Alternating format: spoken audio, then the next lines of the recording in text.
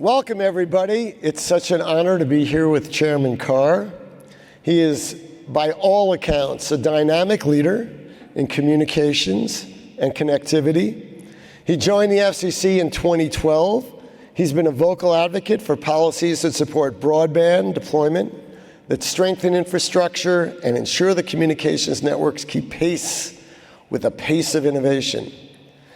His work touches every corner of technology and the communications landscape. And the agency's had some big wins last year, including significant deregulatory work to unleash building high-speed infrastructure, boost America's space economy, and strengthen Americans' telecom workforce. He also likes to climb poles, and I understand climb tractors as well. Towers. We're in Vegas. We should clarify. It's towers, not poles. But towers. Just to be clear. But towers and tractors. Yeah. Ladies and gentlemen, we're happy to have him back at CS. Please join me in welcoming Chairman Carr. So, what do you think about? I remember you came here at CS as a staffer. Oh, it's been over, probably a dozen years since my first one. I remember back then it seemed like, the TVs were all the rage, and they still are. We still love our TVs. But to see everything that's happened in the U.S. tech innovation space is just mind-blowing. Drones and AI. I mean, it's such a phenomenal, frothy, competitive, innovative time for this industry. And this is just a great treat to get out here and in one place get to sort of quickly visit and see so many different entrepreneurs and innovators in this country. So it's great. It is quite a show, I'm happy to say. You want to share any of the exhibits you saw or something stuck out? Well, I think all the drone stuff, all the AI stuff, we've been working hard over the last couple of months in particular. President Trump and all across the administration, we're working to unleash American drone dominance. And you see that at so many different exhibits, and obviously AI plays a part of that. Just yesterday, I was at an event adjacent to this at the Las Vegas Police Department, where they're unveiling the launch of more than a dozen new U.S. drones to help improve public safety. And so it was really great to get to see how they're using that. And again, tech that you usually just see here on the show floor, you can already see out on the street in Las Vegas, and it's really neat to see. Awesome. Well, you're about to hit the 1-year mark as chairman of the FCC. What do you think your biggest accomplishments were, and what are your priorities heading? Biggest accomplishment has been laying low, staying out of the headlines, below the radar, just focusing on the blocking and tackling, the mundane stuff at the FCC. Laying low, huh? Yeah. And you give yourself what grade for that? Yeah, some mark. No, but it's been just phenomenal. I mean, this job is it's such a treat. It's such an honor to do it. As you noted, I started at the FCC as a staffer all the way back in 2012. My thought was I would stick around for 2 years and then leave the agency, and it's sort of been a Forrest Gump career since then. I've gotten lots of really interesting jobs and opportunities, from general counsel to commissioner in the majority, commissioner in the minority, now back to chair. And so getting the chance to sort of have an agenda, run an entire building of 1,000 people, some of the most talented public servants that you're ever going to interact with, it's just a lot of fun. You look back at the year, and it was just, in a lot of ways, it was a whirlwind. It was super busy. We're getting a ton of stuff done. I was talking earlier how what's interesting about this job is, to you can see the things that are interesting and impactful for this year, plus the stuff that's going to really make a difference for this country in 3, 4, 5 years. Then you watch sort of the media perception of what you're doing, and it obviously doesn't align. That's perfectly fine. But to get to sort of sit in the chair and see, okay, this is something that's really going to mean something for the country in 5 years. And there's just a lot of wins. We've helped to unleash more high-speed builds. We've taken really good progress on spectrum, which is what's increasingly necessary to power all of these innovations. As you noted, the space economy. I was out in the Gundo, just south of LAX, earlier in the year. Last year, I got to make that transition to 26. Yeah, we're still working on that too. And we're just cutting through all the backlogs at the agency. So yeah, it's a lot of fun. The team's getting some really good work done. So spectrum policy is very important. I think for everyone in the country. They may not realize it, but it affects everyone in different ways, and it's one of the secret ingredients to the U.S. innovation success. One of the areas is unlicensed spectrum, and I saw that just this week you have something to say about that. You want to share that with us? Yeah, big news, sort of just in time, thankfully, for CES. We took another big step. We're going to be voting this month at the FCC to increase the utility of a big unlicensed spectrum band, the 6 gigahertz band. We're going to effectively be supercharging Wi-Fi probably the best way for consumers to understand it, sort of higher power, more outdoor uses, and everything you're seeing right here, from AR to VR, is going to benefit from these increased enhancements that we're doing in the 6 gigahertz band. And look, you're right as a general matter that U.S. leadership in spectrum is part and parcel of our geopolitical leadership. When we free up spectrum, the world take notice, jobs come here, innovators come here, the things that are being developed will launch here in the U.S. first. And over the last 4 or 5 years before last year, I thought we sort of fell into a deep spectrum malaise where we weren't really doing the work necessary to bring more spectrum into the market, and we're changing that. We're going to have the first spectrum auction in a couple of years happen here in the first half of this year, the AWS-3 band, which we auctioned before, but we're going to auction it again.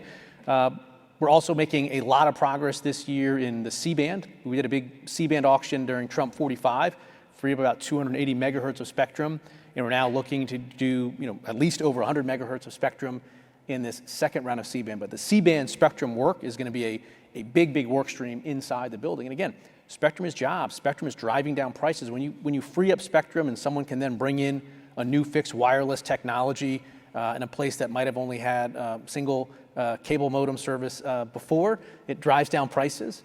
And so it's really good for consumers. And so we got a big spectrum agenda. But I mean, more broadly on spectrum, in my philosophy, I guess you got to think of it in two pieces. One is the auctions, which we're doing again, which is good, and that's thanks to President Trump's leadership. What was the One Big Beautiful Bill, but now the Working Families Tax Cut legislation restored our auction authority. So we're doing that. 800 megahertz of spectrum, a real spectrum pipeline. That's good. But we're also taking a hard look at the secondary markets and spectrum that's already out there. And historically, we've had build-out obligations, and they're over many years, sometimes a decade. And we find that a lot of that spectrum isn't necessarily getting loaded or used. And I think, in my view, that spectrum in the secondary market, the market has a home that it tells the spectrum where it wants to be. And I think just having spectrum out there and lit up on towers isn't necessarily the best public interest outcome. We want to get that spectrum loaded and actually carrying traffic and carrying data. Otherwise, I don't know what the analogy is. Maybe you've got a Lamborghini and it's just going 5 miles an hour in a parking lot. It doesn't want to do that. And spectrum doesn't just want to be lit up on towers. Spectrum wants to carry data. So you'll see the work we're doing in the secondary market to encourage folks to have spectrum find the home that the market wants and to remove any barriers that were preventing spectrum from finding its long-term home. That's everything you say is definitely music to my ears. Maybe not the Lamborghini thing, but maybe it'd be a tractor trailer truck with like one banana in it going down a highway, blocking everyone else. And there's this balance, of course, between licensed and unlicensed spectrum. And licensed spectrum, the advantage obviously. I focus on unlicensed with you because I sort of know the audience. But oh, okay. Well, the licensed in other spectrum, places I talk more about licensed. Well, licensed spectrum, even to us as Americans, it does have the benefit of raising money for the federal government, which we actually care about as an organization. We don't ask the government for money for our industry as an association because we are concerned about the debt. So we're very appreciative when you do licensed spectrum auctions as you're doing. But in the unlicensed area, if you think about everything from garage door openers to Wi-Fi, so key. Where would we be without unlicensed? And it does unleash amazing amounts of innovation. Yeah, it's true. I mean, again, you look back to Trump 45. That's the first time that we opened up 1,200 megahertz in the 6 gigahertz band. We're seeing great Wi-Fi connectivity. Probably some of the headsets right here are connected on that. And again, we're going to supercharge that with another vote. And you're right. It's got to be balanced. You got to have unlicensed, licensed, and particularly when it comes to that valuable mid-band spectrum. That's why we're pushing so hard on C-band and many other places. Yeah, but I got to ask on the license spectrum, when I heard you talking about it, you said you maybe reallocate if it's not really working. And I know some European countries are doing that in certain areas. And I just wonder if you see opportunities there and where they would be. Yeah, look, we're happy with a lot of the spectrum that's moving. I think, again, during the last 4 years, whether it was competition review at DOJ or perhaps FCC review, it felt really static where spectrum wasn't moving. We're just seeing tremendous movement right now in the secondary markets of spectrum. In fact, one spectrum transaction alone that happened in the first 9 months of last year allowed one provider to increase 5G speeds by something like 80%. And that was purely by just taking spectrum that was already out there that wasn't necessarily as loaded as it could have been. So that's key. And then also on spectrum in general, just to back up, I think one of the really exciting things for the country and eventually for the world, although I care less about the world than I do about the country, is this movement towards direct-to-cell technology. So we've got unlicensed, which is awesome. You've got terrestrial licensed. And then historically, we had some satellite services that historically were much slower than terrestrial options. But right now we're moving into this new type of technology where you can go direct from a satellite right to a smartphone. There's a lot of things you have to do right as a country to promote that happening here. And right now, this is an area where we talk about what's going to make a big difference for the country in a couple of years. The U.S. is right now leading the world and is going to continue to in this new direct-to-cell technology. Dish has just proposed to move a lot of spectrum over into the hands of SpaceX Starlink, which can be used to enable direct-to-cell technology. Other providers are looking to offer that. And I think when you then step back and see we've got all this great unlicensed Wi-Fi connectivity, terrestrial, but you add on top of that the direct-to-cell, which is effectively cell sites in low Earth orbit. I'm really, really optimistic about what that's going to do for connectivity, driving down prices, for competition. But again, that's an area where we're working at the FCC to make sure that the U.S. does lead the way, and we're in a good spot right now. Totally agree. What barriers do you see to getting there? There's a couple. One, you need to find the spectrum that can be used for direct-to-cell technology, and we're doing some work on that. Two is we haven't really built a sort of a full regulatory framework about how direct-to-cell is going to work. Now, there's ways you can build a framework that creates disincentives, or there's a way that you can create a framework that creates the certainty so that people can make the multi-billion-dollar investments in direct-to-cell. So I think over the course of this year, I think you'll see us start to flesh out more of our vision of a regulatory framework for direct-to-cell that will enable those multi-billion-dollar investments. Yeah. So at prior CES, going back a few years, there was a great debate. Who's going to win the 5G war? I don't know if you remember those discussions. Yeah, we won. So you could be the 5G chairman. Will you be the 6G chairman as well? Well, I think we're blending into this sort of more entire world of connectivity. Again, whether it's the new generation of low Earth orbit satellites, which are going to all these sort of new mini dishes, or it's direct to cell, or it's unlicensed or fixed wireless. We're in a new era of true convergence. And you can put 6G as a label around that, that's fine. But I think it's really that more choice, more competition, multiple modes of technology that are going to blend and that are going to come together. And that's really the future for us right now.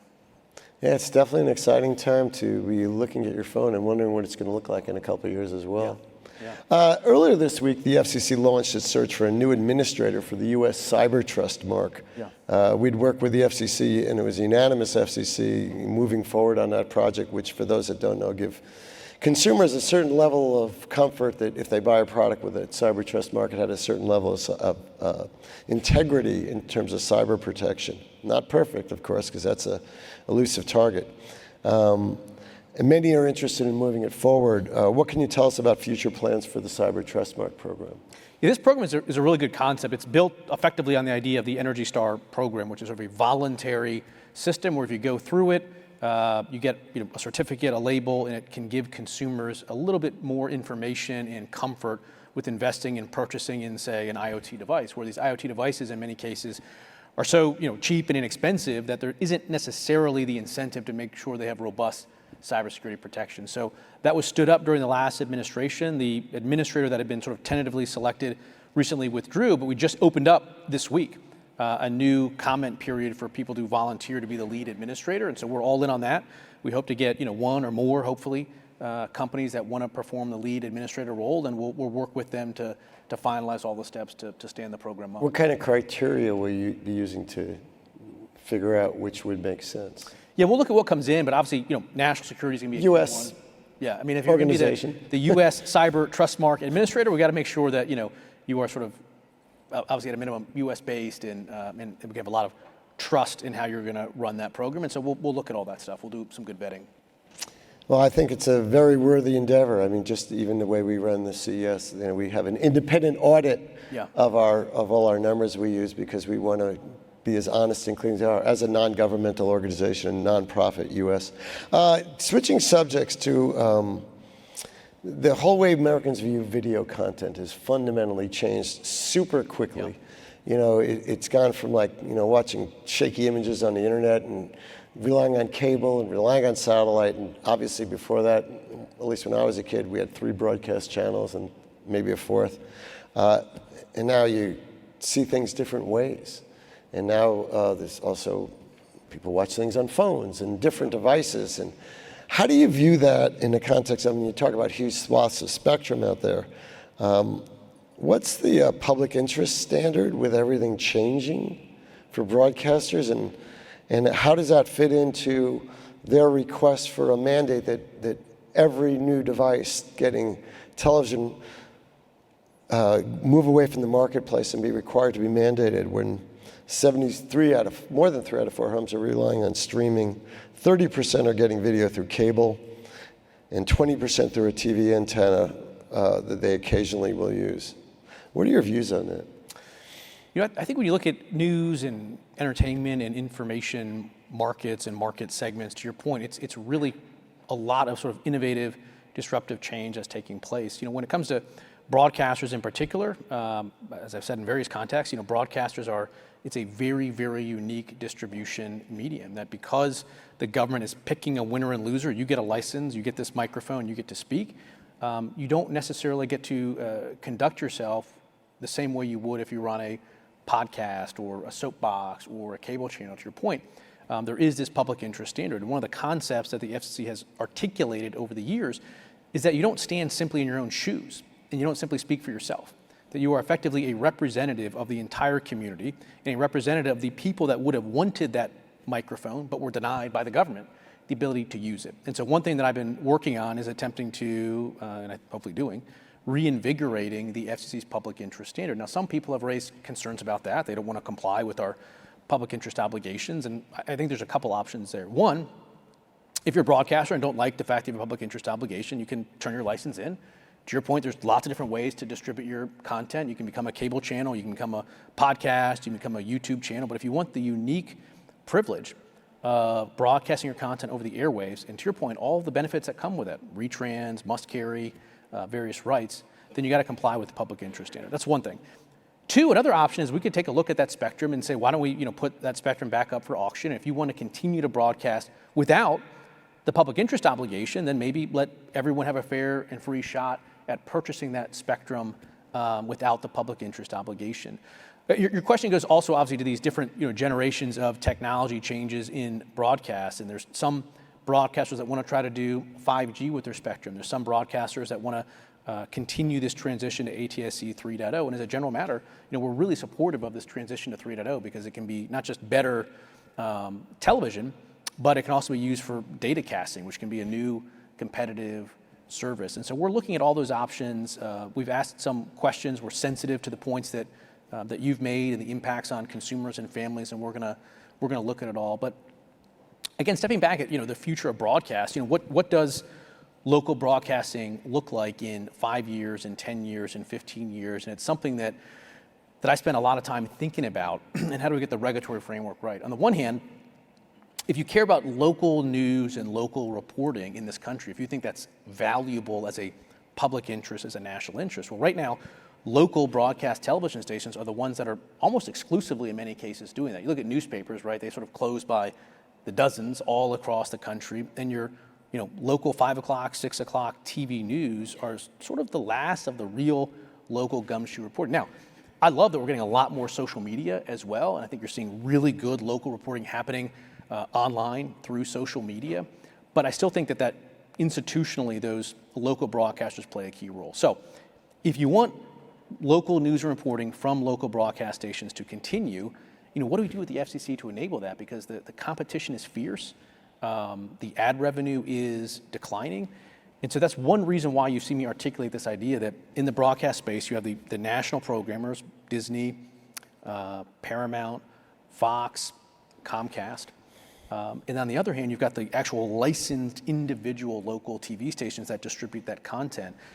And I think over the years the balance of power has shifted too far into the hands of the national programmers, and they're effectively just using local TV stations as outlets for their own programming. And that's not quite the balance that the FCC had in mind. So we're looking at lots of different ways to really empower those local broadcast TV stations to actually identify, as they're required, the needs of their local communities and serve those needs of the local communities and not merely become a pass-through for content produced by those national programmers. So it's sort of a long-winded answer, but it gives you a little bit of perspective of how I'm thinking about the broadcast sector. I want to just say for the record, that's a great answer, because what I heard you say is that you are balancing all these different considerations, which are important, from then we have a lot of broadcasters, let's be honest, use a huge amount of spectrum that's really important, robust spectrum. And there's a lot of competition in the broadcast market among there, and it's sliced up very thin, so maybe they're not making the huge amounts of money they used to make. They're still making a lot of money. On the other hand, consumers are choosing to get more targeting information, and the ads are following because of social media. But spectrum is a valuable resource. You're charged in a large sense with managing, and there's varying uses. We talked about the unlicensed spectrum. The only thing you didn't mention, actually, the broadcasters will love me for saying this. I know this is such a statement against interest, and my team is like, their heart has just stopped beating. No, I mean, there's a value, I think, that local broadcasters provide in resilience and redundancy. Yeah. But the question really you have to ask is all that spectrum necessary for that resilience and redundancy and to serve the public interest? And then what's that role in news creation when you have, there's great websites like Nextdoor, and there's a lot of local websites, there's local papers which are setting up, there's all sorts of local influencers even, which are changing the media landscape dramatically. And so those are all, it makes me want to put it into an AI platform. Yeah, these are all the puts. Give me the solution. You know? These are all the puts and takes. And having that conversation, here is easy with this, but obviously with a sort of a more mass audience, having to have these subtle conversations about broadcasters, it gets a little confusing to some people. But I love the fact that you feel that you are charged, and I think correctly, with the future well-being in the long term of the country, and promoting innovation and using spectrum in the best possible way. Yeah, that's why I sleep so well at night. Yeah. Do you have an Oura ring? No. So anyway, I really appreciate this discussion. So last month, I guess it's last year, President Trump signed an executive order aimed at ensuring a federal preemptive AI rulebook. And yesterday here, or this week, we heard certain announcements about grants for broadband from the NTIA. I forgot what the final number of states, I think it was 37 or so states, were approved. Yeah. And the issue, just to back up for those, is 1,200 bills were introduced last year on AI in the states. And for anyone, especially in the startup or smaller company arena, trying to do something, it's impossible almost to try to comply with that. Even for the bigger companies, you don't know how the rules are going to change, and some of the proposals are, hopefully they'll go nowhere, but there are legitimate issues there. How is the FCC working with President Trump on his strong desire to preempt the states in terms of to allow a national AI standard, which really only the national government has the ability to really help with that in all this National Institute of Standards and Technology, the FCC. I mean, the states don't have little FCCs. What do you view as the FCC role there?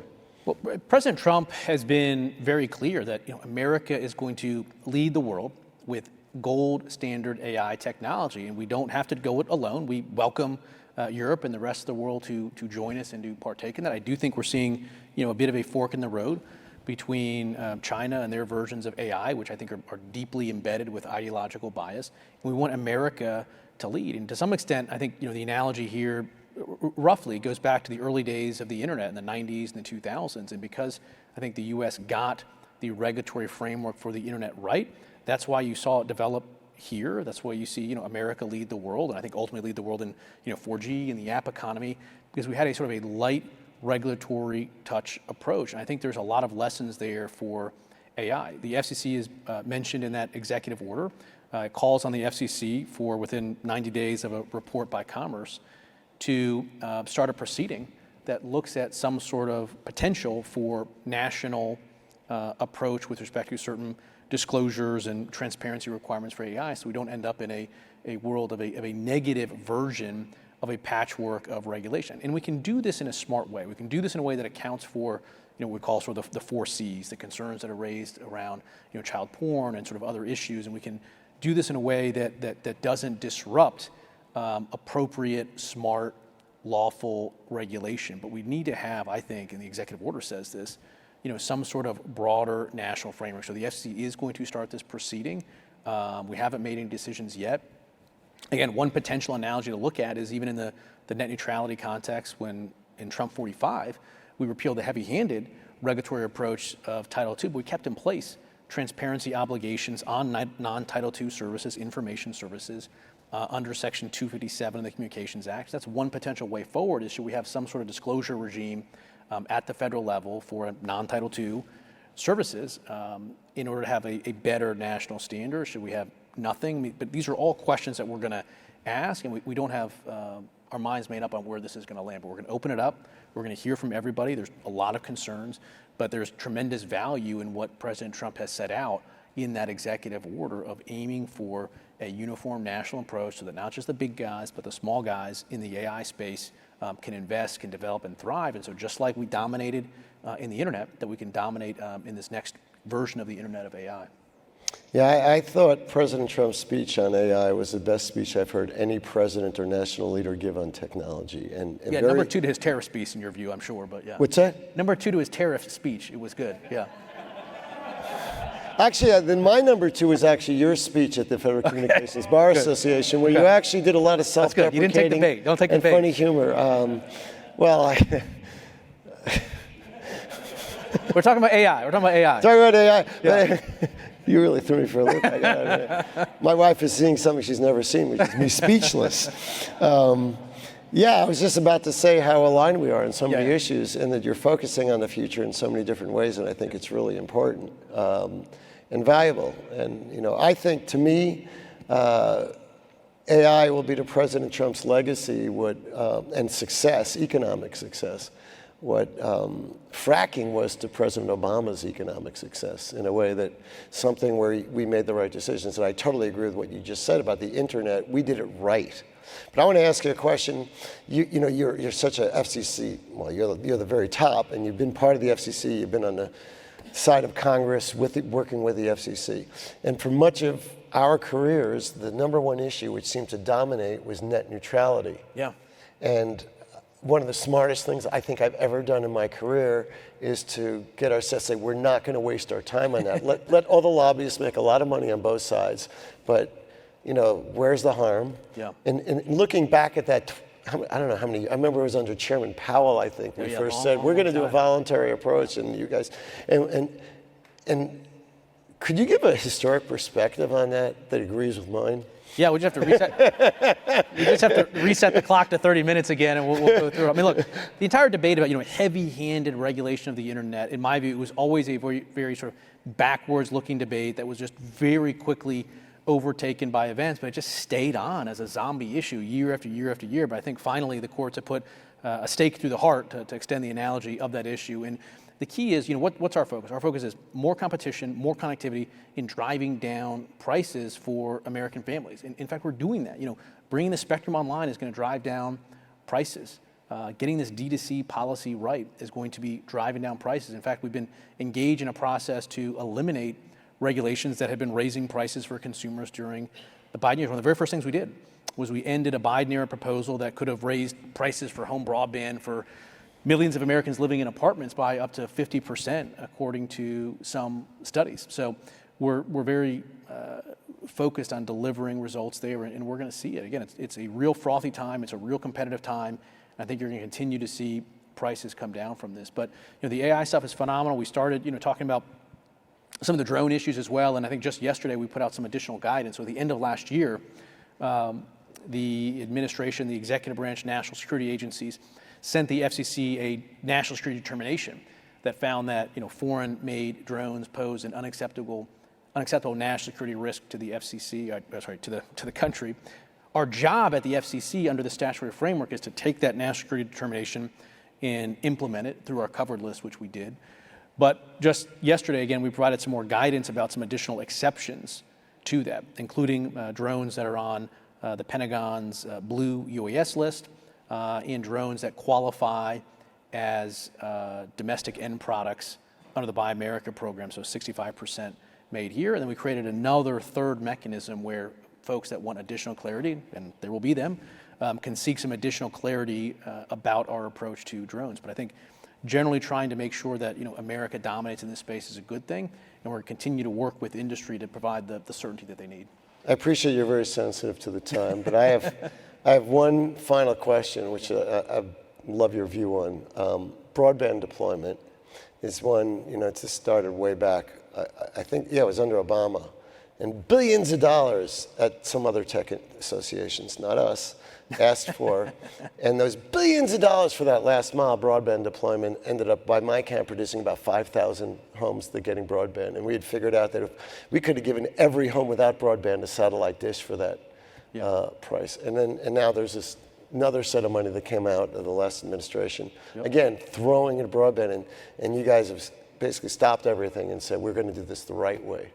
Could you describe the FCC role in that, what you hope to end up with, and whether that, does it make sense to do that last mile with laying down pipe for like one house that's 5 miles in? Yeah, I think you're talking all the way back, maybe it was 2008-ish, Obama-era ARPA program, and then there was the BEAD program that was first launched under President Biden and Vice President Harris. And that was a $42 billion program that over 1,000 plus days ended up not connecting anybody. In the Commerce Department now, Administrator Roth and Secretary Lutnick have course corrected in that program, and it's a much more efficient program that looks at all technologies. Look, there's tons and tons of part of this country where fiber is the absolute right solution, whether it's a marketplace solution or even a supported solution in some places. But we're now reaching the point of the digital divide where those last couple of percentages, we have to be much more sophisticated in our approach. There's a range of technologies. Fixed wireless is a great solution in places. These new generation of low Earth orbit satellites is a great solution in some places. 5G, 6G could be good solutions. And so I think the idea is to make sure that we take a more tech neutral approach so that we can drive much more efficiencies for the dollar. Again, the idea that we're going to be spending $100,000 to extend broadband through one type of technology to a home way down the road maybe had been our only choice before, but it's not anymore. And so I do think that there's a point at which the value for the investment of the taxpayer dollar flips. I think that's what you see reflected in the new approach that Commerce is taking with those BEAD programs, and why it's resulted in billions of dollars of savings over what it projected would have been cost under the approach that the Biden administration was taking. Well, our time has elapsed, but I do want to say that I did not expect me to think you were so brilliant. Yeah, I'm different in real life than in Twitter, apparently. So. But thank you, yeah. No, I appreciate what you're doing for our country. You're trying to move us into the future. And ladies and gentlemen, let's hear for the chairman of the Federal Communications Commission. Thanks. Thank you.